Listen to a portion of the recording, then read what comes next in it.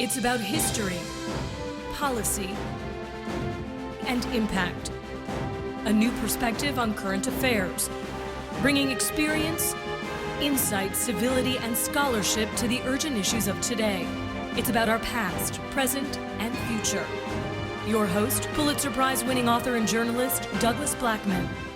From the University of Virginia's Miller Center, this is American Forum. Welcome back to American Forum. I'm Doug Blackman. A little more than 100 years ago, an American lived on average only about 45 years. There was vast, deep poverty and hunger across the country, exceeding more than half the population. Sickness and little access to health care were endemic. For much of the population, very few schools existed, and where education was available, it was often limited to the most rudimentary skills of basic reading and arithmetic. Americans who were not both white and comparatively wealthy were almost certain to be living in what today we would, without hesitation, label a third world country. Then all that changed. In the 20th century, the health of Americans improved dramatically. Millions received ever more elaborate schooling. Desperate hunger receded. An economy based on regular work and consistent pay emerged. Business flourished. Technological innovation leapt forward, and the United States became a superpower. We literally grew taller as a people. How did that radical transformation occur? Was it a flourishing of the rugged individualism and limited government so often attributed to the founding of our republic? Or was it somehow engineered and organized by an ever larger and more complex government? Today, that question, what made America powerful and prosperous, what made America great to begin with, sits at the center of our most urgent national debates and divisions. Has our success as a nation been because of good government or in spite of it? These days, Americans seem skeptical. They trust their government less and less, believe that free enterprise and big government are locked in a jealous rivalry, and agree with the sentiment famously expressed by President Ronald Reagan that government, in fact, is the problem afflicting our people. Joining us today are two widely influential political scientists, Yale University's Jacob Hacker and Paul Pierson from the University of California at Berkeley. They offer a vigorous defense, even a celebration of government, and have recently published a new book, American Amnesia: How the War on Government Led Us to Forget What Made America Prosper. Thank you for being here. Thanks for having us. So, what has America forgotten? It's forgotten the story that you said at the outset, that we crossed what we call a great divide between poverty, poor health, a government that wasn't capable of protecting citizens against the pollution and other risks, and public health crises like rampant disease in cities that caused 3 in 10 kids to die before their first birthday. We went from that world to a world, as you said, of mass prosperity, a real innovative, technologically rich economy. And what we want to argue is precisely that government was at the heart of this transformation, that figuring out how to use government effectively to promote human flourishing was what the United States and other countries that crossed this great divide were able to do in the 20th century. And so to tell the story as it's told as a kind of that government's growth is inevitably at odds with economic expansion, and it is absolutely backwards. And we want to rescue this forgotten history and say how relevant it is to our present. And when we talk about that idea of that government really is the prime agent, the real change agent in this transformation of American life, but at the same time, the government until pretty recently remained quite modest in American life. I mean, even up until the Depression, for sure. So the first decades of the 20th century, the taxes that are collected by government, particularly by state governments, remain really small. The federal government's direct intervention and widespread programs across the country are relatively spare in terms of the government. And so is it something that happened really after the Depression and on, or is it something that began earlier than that? But flesh out this story of how, because I don't think you're just talking about economic development programs by the federal government that were labeled economic development or labeled public health. But flesh out that story. Well, we do think that it starts much earlier, though obviously the Depression and World War II are important watersheds in the development of the modern political economy, what we call the mixed economy, that involves a substantial but not dominant role for government. But if you go back to the early 1900s, to the Progressive Era. Like you're saying, Doug, much of this was happening on a state or even local level, but it was still a government initiative that was extremely important.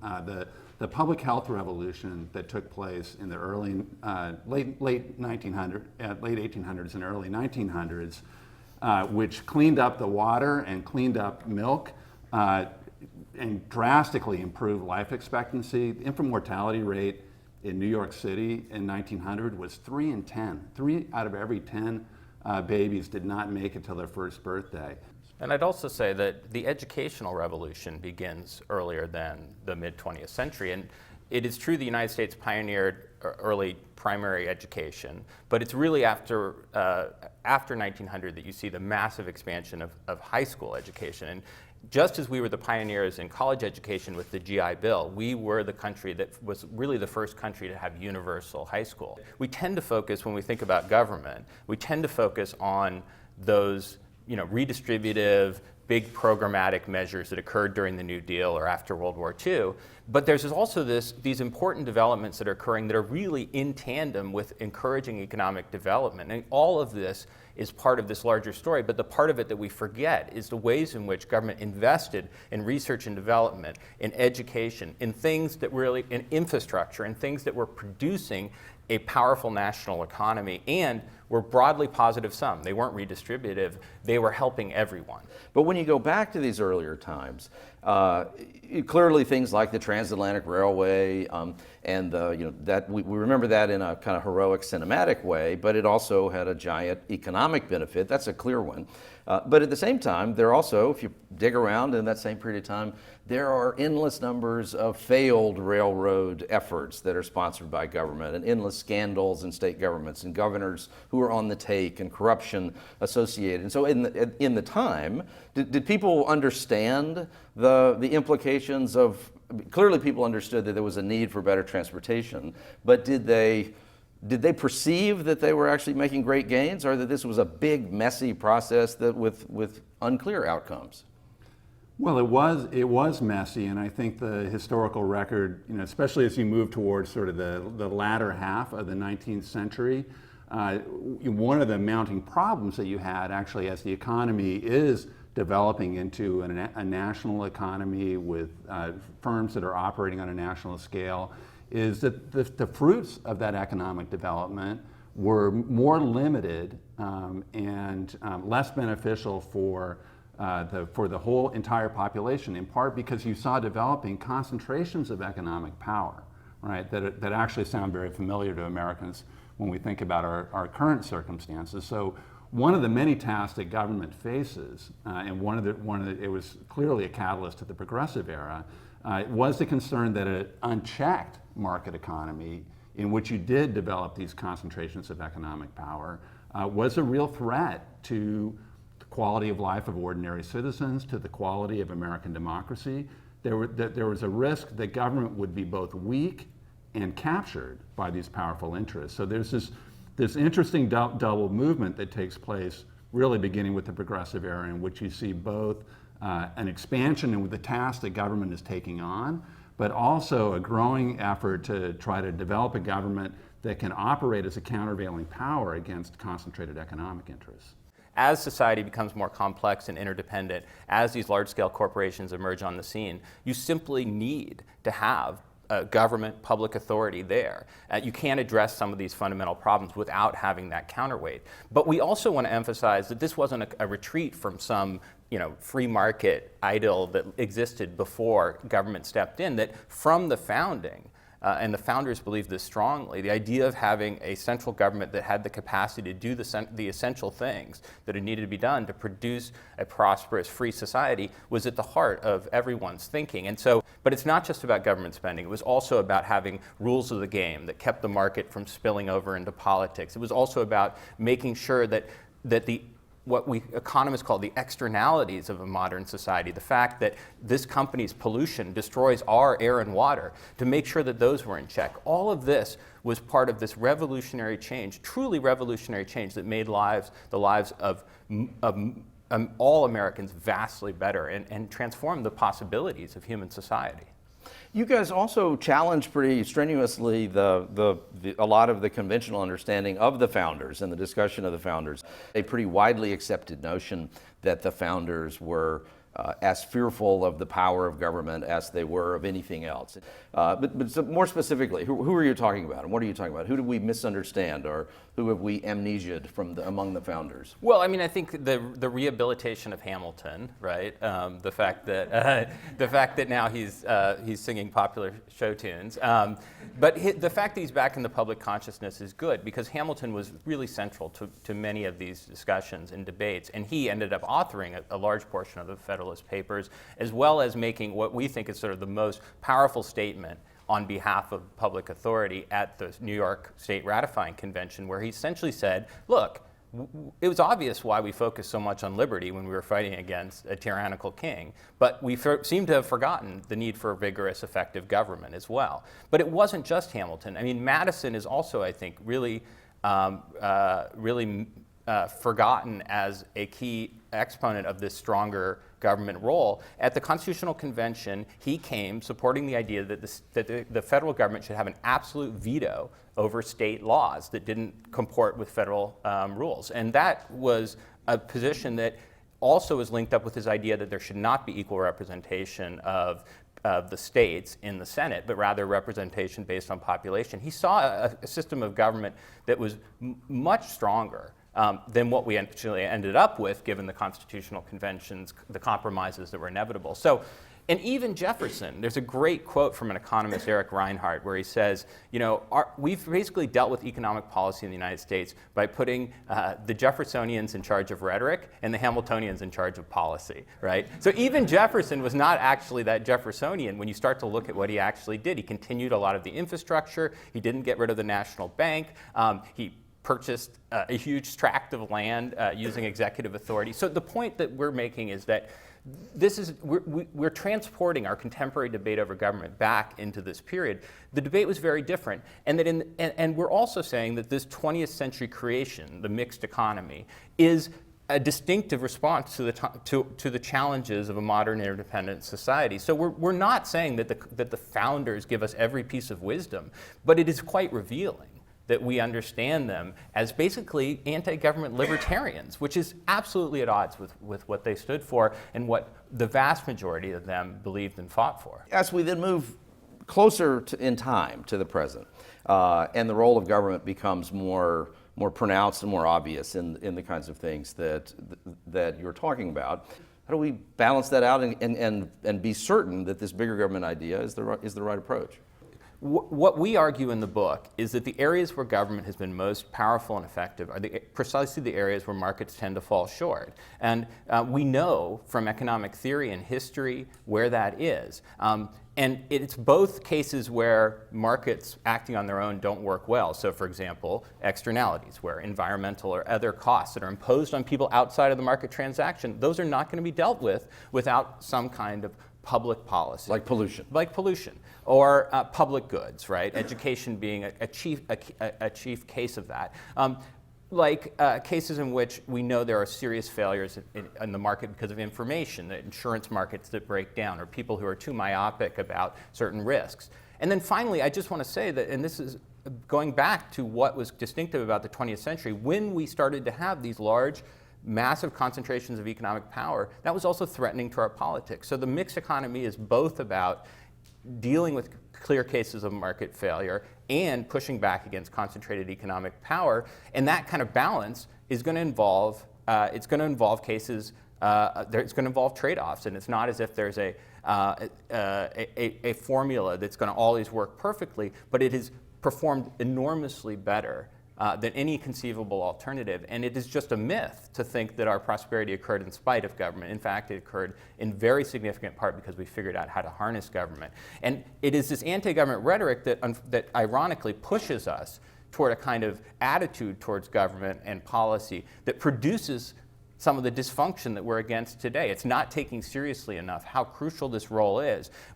in the book we write about the extent to which now there's a kind of doom loop of dysfunction, right, where people are against government, they don't want to work with it, there are politicians who are rewarded for attacking it, and then when it doesn't work well, of course that feeds that even further, and those politicians are rewarded. And so we've gone from a kind of virtuous cycle in which government was doing things that were recognized as valuable and politicians were rewarded to that, to this much less positive, this vicious cycle in which politicians are abetting dysfunction and then getting rewarded for it. Now, is there a conspiracy that to make us forget about the good things the government do and focus on where it's easier to challenge the government?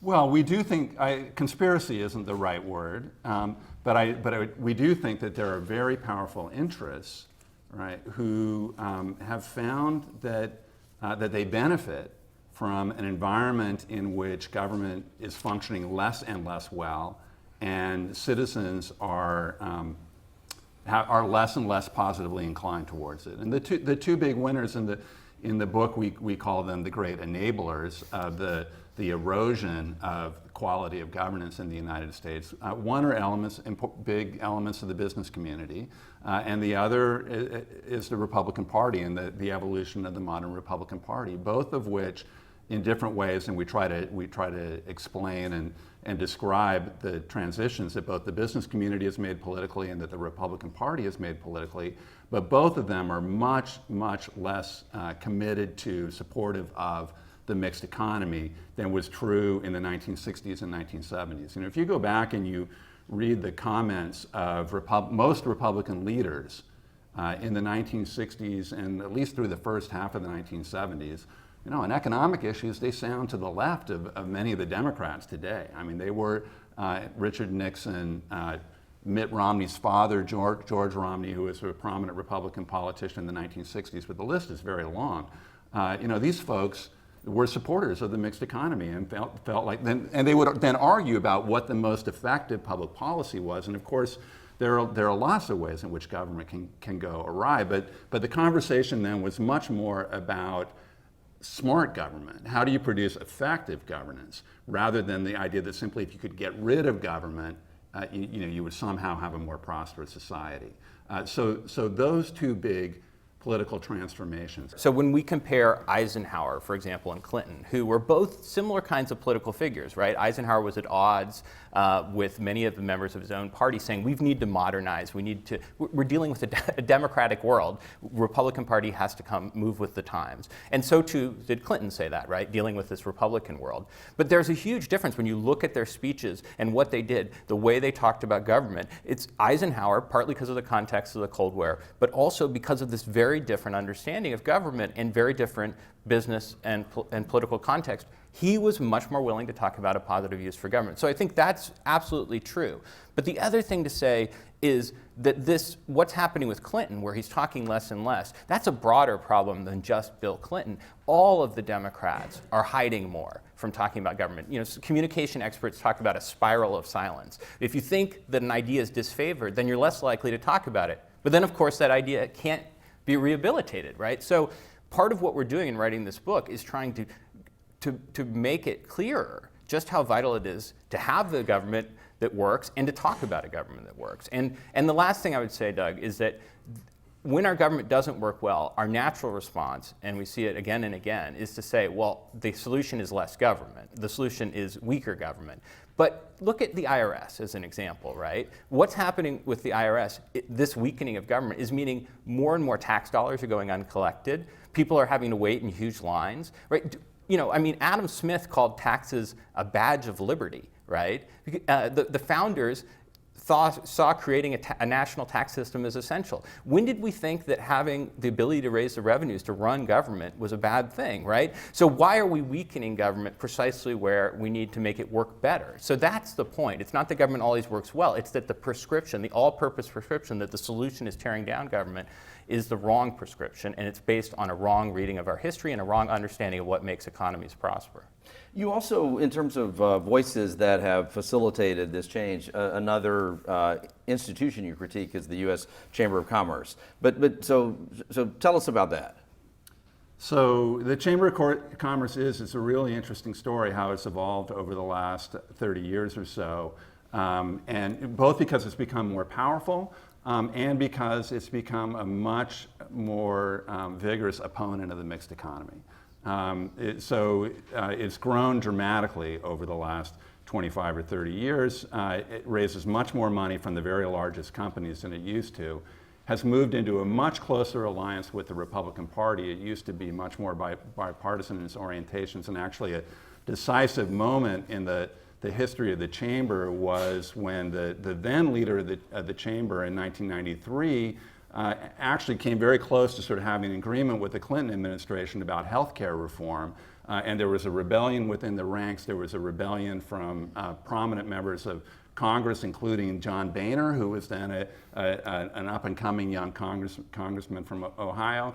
And there was basically a coup within the chamber that led to the installation of a much, much more conservative hardline regime, which now is in the business increasingly of, this is a little blunt, but not too blunt, selling its services to individual industries to do whatever it is that they want done in Washington. So, very hostile on climate change, very hostile on financial regulation, very hostile on any efforts to contain healthcare costs. And these are all cases we would argue where they may benefit businesses within those particular sectors, but they're quite damaging to American business as a whole, right? It is damaging to American business that we pay so much more for healthcare than other countries do without, as Jacob was saying, without producing good outcomes. And the chamber has been, again, a great enabler of these efforts by individual industries to, as economists would say, essentially extract rents, right? Rather than competing based on producing great products at reasonable prices, essentially, in this case, rigging the system so that they can benefit from the weakness of government, from the absence of effective regulation. What are the other barometers, and who is failing now? Who is suffering or about to suffer the most from the failure of government to be involved in these investments that you're talking about? We're not just underperforming our past, which you might argue is just this very distinctive period, but we're underperforming a lot of other rich democracies in these areas. The height is not an end in itself, but it's worth noting that during World War II we were a couple inches taller than the Germans we were fighting, and now we're way below Western Europe in average height, and that's not just because of immigration. It's a kind of measure of social health that tells us of a lot of other changes that are taking place, and you see it most starkly with younger Americans. And the one thing I would say is that we're now seeing these very same trends play out in white America that were much more prevalent in black America, is driving home a message that is uncomfortable, but is true, is that part of the reason that this anti-government sentiment has risen is that after the Civil Rights Act and the shift of the South into the Republican fold, this race became a very clear dividing line between the parties in a way it hadn't been before, because before we were not confronting this in the same way. And that as it did, the anti-government rhetoric was racialized. That is to say that when people talked about us and them, or those who are dependent on government, for a lot of people, white people, it was a picture of someone other than them, different skin color. And so I hope that these trends that are bringing some of these same challenges to white America will help reverse that. At the moment, it seems right that that's not happening. That in fact, that the anger and angst and despair that's being produced, right, is creating this cauldron of discontent with government. But the fact is that all Americans benefit from well-functioning government. And in many ways, those who are facing the most challenging economic prospects and social prospects right now would benefit the most. And so we don't think of this as a story about how we have to help the people left behind, because in fact, our story, our history, is really a story about these huge investments that helped everybody in really profound ways. And those are the kinds of investments we need to start making on a intense and long-term level today. Jacob Hecker, Paul Pierson, thanks for joining us. Thank you. The book is American Amnesia: How the War on Government Led Us to Forget What Made America Prosper. We hope you'll continue this debate wherever you are with the other citizens you know who care deeply about our national life. American Forum is all about dialogue on the defining dimensions of our society and its future, and the questions don't get any bigger than the ones we tackled today. We also hope you'll tell us what you think at the Miller Center Facebook page or by following us on Twitter at Douglas Blackman or at American Forum TV. To send us a comment, watch other episodes, download podcasts, or read a transcript, visit us at millercenter.org American Forum. I'm Doug Blackman. See you next week.